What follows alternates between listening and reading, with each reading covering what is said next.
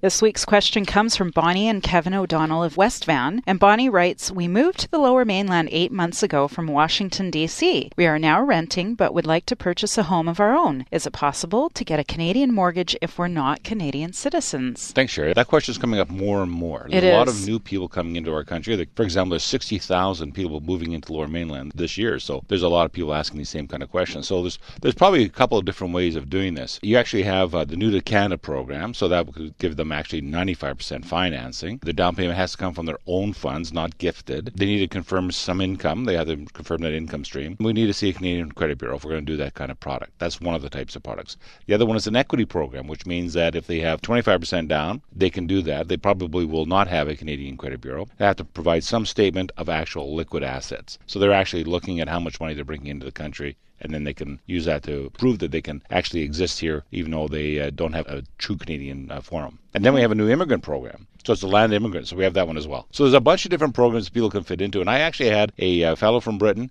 who came here, didn't know about this program, rented a house for 7 years, and he was using the money from the sale of his house in England to provide himself. And he said, if I'd known about this program, I could have bought 6 years ago.